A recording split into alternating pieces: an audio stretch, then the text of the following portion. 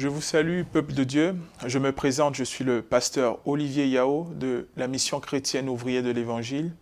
Et nous nous retrouvons encore une fois pour votre émission Exhortation. Et lors de cette émission, nous verrons ensemble, nous nous laisserons ensemble être encouragés par la parole de Dieu.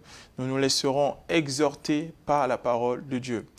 Le thème de mon exhortation, de notre exhortation, c'est le soupçon ou la prudence, ou encore la prudence ou le soupçon. Nous nous trouvons actuellement dans une société qui est de plus en plus suspicieuse les uns contre les autres, et je crois que là où vous vous trouvez, dans vos relations que vous entretenez, que ce soit des relations amicales, des relations professionnelles, des relations familiales, dans une de ces relations, vous avez été forcément confronté à la déception, à la frustration. Et avec un réflexe humain, nous avons tendance, lorsqu'une fois on est déçu dans une relation, on a tendance à pouvoir nous protéger. Et de façon inconsciente, de façon, oui, je dirais inconsciente, on a tendance à être dans le soupçon. On a tendance à, pour ne plus revivre ces mêmes blessures, on a tendance à suspecter les uns les autres.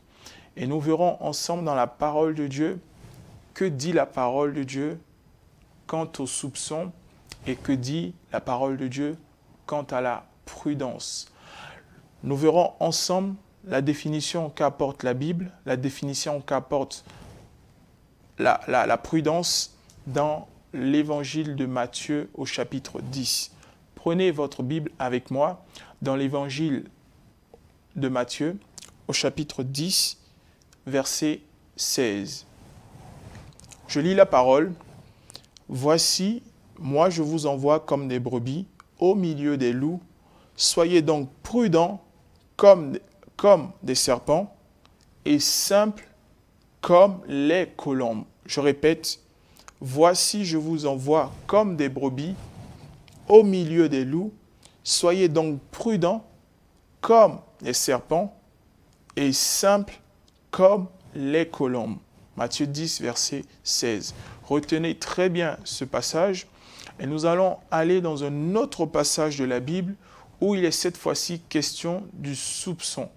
Qu'en est-il? Que dit la parole de Dieu vis-à-vis du soupçon? Cette fois-ci, nous nous trouvons dans l'Épître aux Corinthiens, 1 Corinthiens chapitre 13, à partir du verset 4 au verset 5. Avec moi, lisez avec moi ce passage. Je lis la parole. « L'amour est patient, il est plein de bonté.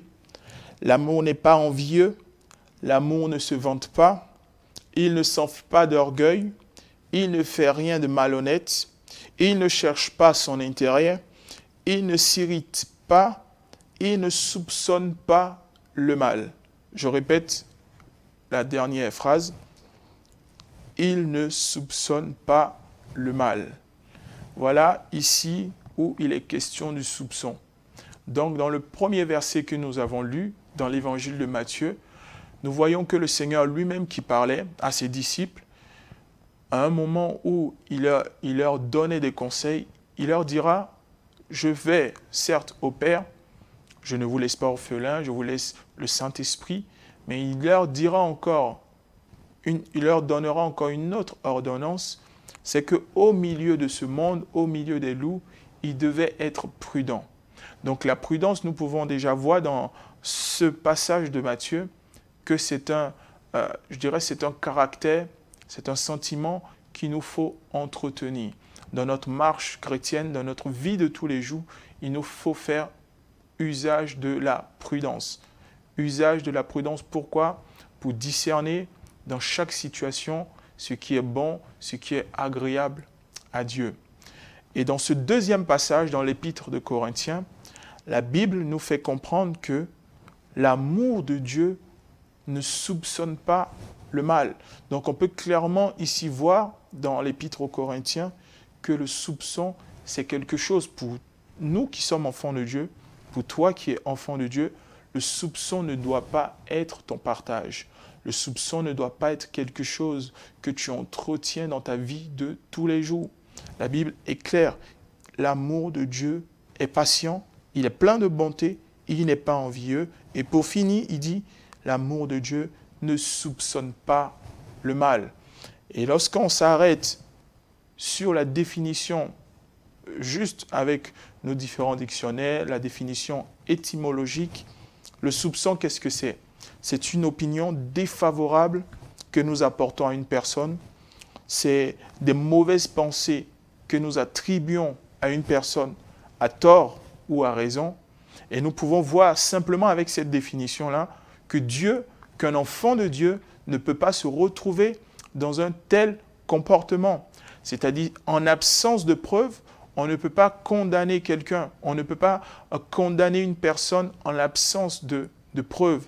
Cela n'est pas de Dieu. En tant qu'enfant de Dieu, il est clair et il est vrai qu'il nous faut user de la prudence. Mais il nous faut aussi faire très attention à ne pas confondre la prudence et le soupçon. Et pour cela encore, pour nous emmener à comprendre cela, à comprendre la nuance qui existe entre les deux, nous allons prendre un autre passage dans le livre des Proverbes. Nous nous trouvons cette fois-ci dans Proverbes, chapitre 22, Proverbes chapitre 22, et nous ferons la lecture du verset 3. Proverbes chapitre 22, verset 3. Nous lisons ensemble la parole de Dieu. L'homme prudent, encore une fois, l'homme prudent voit le mal et se met à l'abri. Mais ceux qui manquent d'expérience vont de l'avant et en subissent les conséquences. Voilà ce que nous dit le livre de Proverbes au chapitre 22 au verset 3. L'homme prudent voit le mal. Tout à l'heure, je parlais de preuves. La différence vraiment fondamentale entre la prudence et le soupçon, c'est que la prudence est basée sur des preuves. La prudence est basée sur des signes tangibles, alors que le soupçon, elle n'est fondée que sur des a priori. Elle est fondée que sur des suppositions. Le soupçon est fondé que sur le doute. Et nous, en tant qu'enfants de Dieu, on ne peut pas juger une personne sur des doutes. Tu ne peux pas juger ton prochain sur des a priori. Tu ne peux pas juger ton frère ou ta sœur sur des doutes. Non, cela ne fait pas de toi un enfant de Dieu. Cela ne fait pas de toi un enfant qui a la nature de son Père céleste. Nous devons être conscients véritablement que la prudence se distingue du soupçon. Quelles que soient les blessures que nous avons pu vivre, quelles que soient les frustrations que tu as pu vivre dans ton parcours, cela ne doit pas justifier l'usage du soupçon en permanence. Même si tout autour de toi, même si la société dans laquelle tu vis, même si l'environnement dans lequel tu vis fait usage du soupçon, toi, qu'il n'en soit pas ainsi pour ta part. Bannis le soupçon, mais fais usage de la prudence. La Bible nous dit dans le livre de Proverbes que l'homme prudent voit le mal et il se met à l'abri.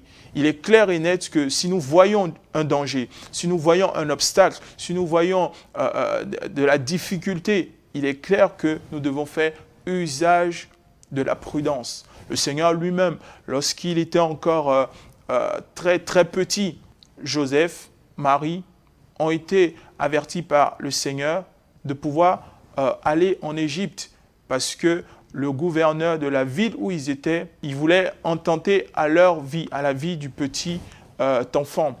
Et nous, en tant qu'enfants de Dieu, si nous nous trouvons dans de telles situations, il est clair et net que nous devons faire usage de la prudence. Mais en absence de preuves, en absence de signes, nous ne devons pas juger. Tu ne dois pas juger ton prochain. Et nous ferons une dernière lecture pour encore bien comprendre la différence entre la prudence et le soupçon. Cette fois-ci, nous nous trouvons dans le livre de Luc, Luc au chapitre 18, et nous ferons la lecture du verset 9 au verset 14. Nous lisons ensemble. Et il dit aussi cette parabole à quelques-uns qui se confiaient en eux-mêmes, comme s'ils étaient justes, et qui tenaient le reste des hommes pour rien. 2 hommes montèrent au temple pour prier, l'un pharisien et l'autre publicain. Le pharisien se tenant à l'écart priait en lui-même en ces termes.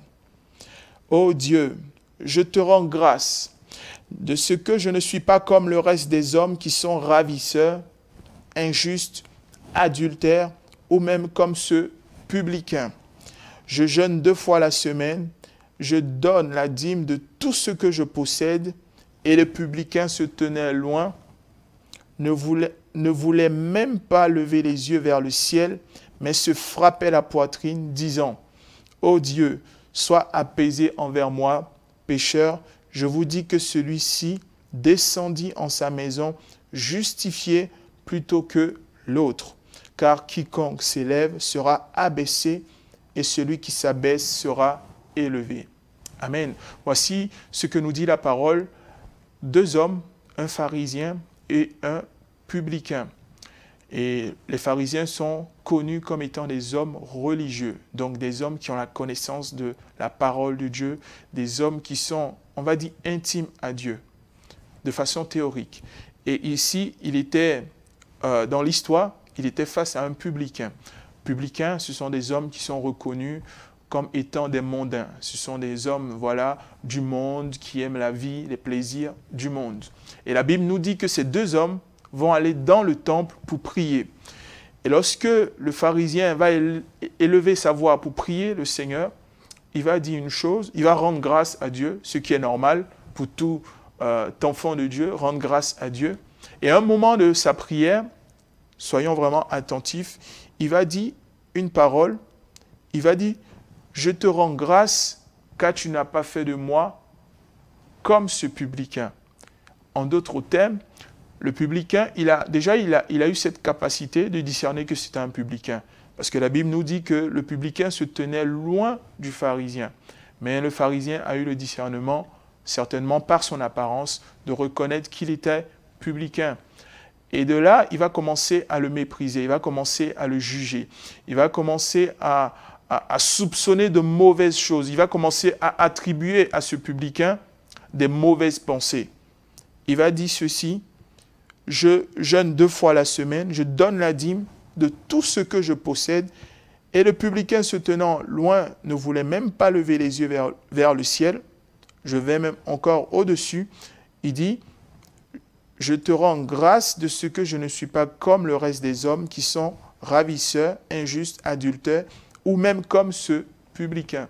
Donc, il a classé le publicain comme étant une personne de mauvaise vie, sans avoir côtoyé ce publicain, sans avoir connu la vie intime de cet homme, il va commencer à le juger.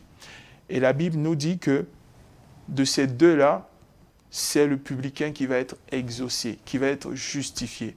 Et le pharisien, Dieu dit de lui qu'il ne va pas être exaucé. Et parfois, dans notre vie chrétienne, je parle à nous qui sommes enfants de Dieu, lorsque nous faisons usage du soupçon, lorsque nous sommes dans le soupçon constamment, nous nous exposons aussi à cela. C'est-à-dire au fait de ne pas être exaucé de la part de notre Dieu. Parce que Dieu voit au-dedans de notre cœur. Et s'il voit dans nos cœurs le soupçon en permanence, il ne peut pas nous exaucer. Mais au contraire, si nous sommes comme le publicain, avec un cœur humble devant lui, avec un cœur qui s'abaisse, le Seigneur pourra nous exaucer. Le Seigneur ne fera que nous exaucer si nous avons un tel élan dans nos cœurs, dans nos pensées. Mais si, au contraire, le soupçon est notre partage, alors l'exaucement ne nous trouvera pas. C'est pourquoi je tiens vraiment à nous exhorter en ce soir de ne pas être dans le soupçon, mais bien au contraire, soyons prudents. Soyons des hommes avisés pour fuir le mal. Mais en absence de preuves, en absence de signes tangibles, évitons de juger de façon hâtive. Évitons de juger simplement sur l'apparence. Et je crois qu'en agissant ainsi, le Seigneur nous exaucera. De là où tu te trouves, si tu te retrouves dans le soupçon, alors fais cette démarche-là de repentance, Reviens là où tu as fauté, là où tu as péché contre Dieu. Et je crois que le Seigneur ne manquera pas de te pardonner et de te restaurer. Comme cet homme publicain qui s'est humilié devant le Seigneur, humilie-toi et le Seigneur te relèvera. Que le Seigneur vous bénisse de là où vous vous trouvez. Gardez cette parole dans vos cœurs, ruminez-la et je crois que le Seigneur encore se révélera à chacun d'entre vous là où vous vous trouvez. Soyez bénis et à très bientôt dans votre émission Exhortation.